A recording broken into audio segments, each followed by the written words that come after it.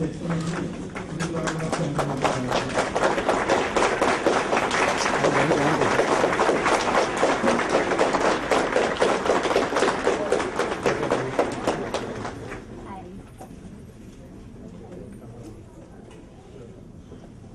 Please be seated.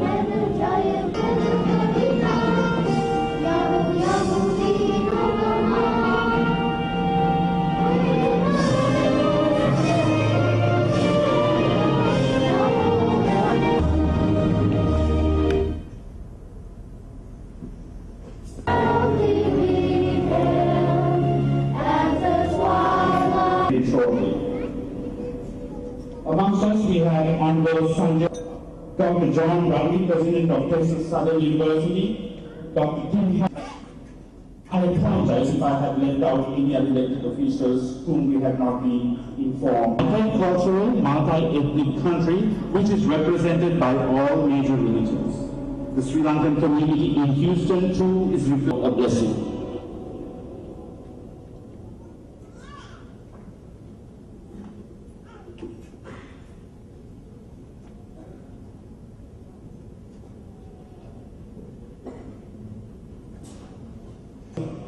Honorable Sheila Jackson Lee, other distinguished guests, ladies and gentlemen. On behalf of the Sri Lankan Committee for the Presidency of Motherland, Sri Lanka's greatest leader, President Mahinda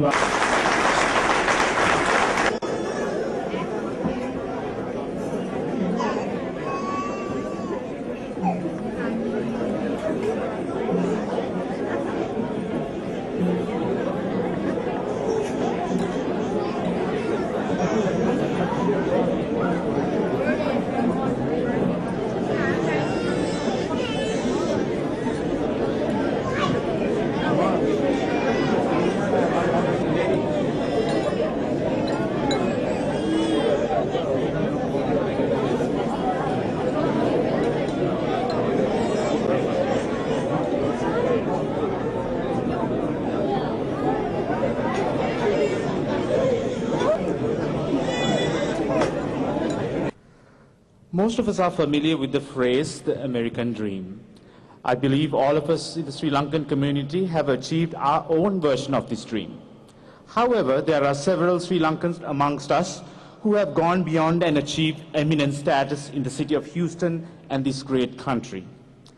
George R. Willey is a prominent Houston-based lawyer and founder of the immigration law firm George R. Willey PC. He served the Clinton administration as an unofficial advisor on South Asian and immigration matters during numerous visits to the White House and has continued to advise the Obama administration also. He's active in the Asian Immigration Lawyers Association, the Asian American Justice Center, and the Indus Entrepreneurs. Additionally, he serves on the board of directors for both the Houston Zoo and the Crichton Health System of the Gulf Coast region. I now invite this great son of Mother Lanka, George Willey, to say a few words. Your Excellency, Mrs. Rajapaksha, Honorable Congressman Sheila Jackson-Lee, Sheila, thank you for making this. We really appreciate this. Honorable Consul General Aurora, Consul, thank you for making this. Distinguished guests, ladies and gentlemen, welcome, Your Excellency, to this great city. If you can ignore the oak trees and the mockingbirds, you could easily mistake this for Sri Lanka. It is in Sri Lanka that I was born, and my mother and the parents of my wife Shanti, our grandfathers and grandmothers, are all buried under the sacred soil of my motherland. I grew up, Your Excellency, in Jaffna and moved to Colombo when I was only 10 years old. My wife is from Badulla and grew up in Diatalava, where her dad was a well-respected captain in the army.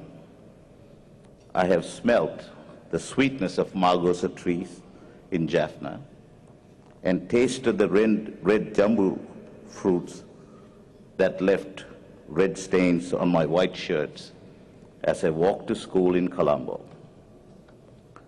I know the lure of jackfruits ripening on the trees as the crows begin to break them open. I have seen the bright-colored pandals during Vesak and shamelessly ate food at the dansalas meant for the poor.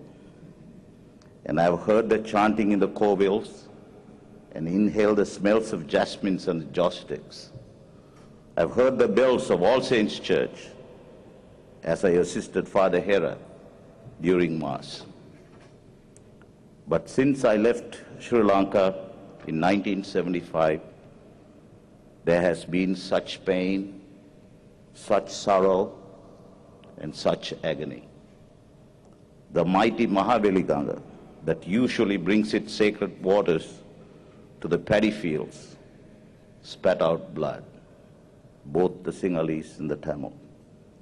From up here in the United States, I have watched the land of my forefathers descend from paradise deep into hell. No one can say with certainty who is to blame, but the time for blaming is long gone.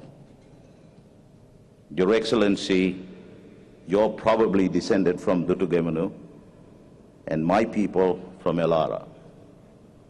Remember how Dutugemunu fought Elara and on his elephant Kandula and killed Elara. Dutugemunu, of course, is still remembered for uniting Sri Lanka for the first time. But he's also remembered for something else. After defeating and killing Elara, he built a monument for Elara out of respect for his worthy opponent. He ordered all citizens of the land to stop, dismount, and pay respect to Elara. In so doing, he not only showed what a great nobleman he was, but also proved to be a great politician. He knew that he had to rule the Tamil people, too, after the defeat of Elara.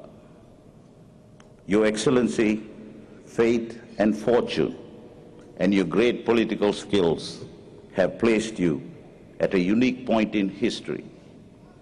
Children years to come will read in their history books that a great leader, a great warrior by the name of Mahinda Rajapaksha finally defeated the rebellion after nearly 25 years when several before him failed. They may even say that you are the Dutu Gemunu of the 21st century. But if you want to wear Gemunu's mantle, Your Excellency, then you will have to build a monument too. That monument does not have to be a Dagobah or a building. It will have to be new policy, backed by law with teeth to enforce. Do not make the mistake that sparked the 58 riots. Do not hold back Tamil youth who want to get into universities. Do not make the Tamils feel like they are second-class citizens. Respect their religions and respect their language. There is something about the Tamil people you need to know, Your Excellency. To them, their language is God. There are only few cultures in the world which have such devotion to their language. You were trained as a lawyer, and in your early career, you were a formidable defender of human rights.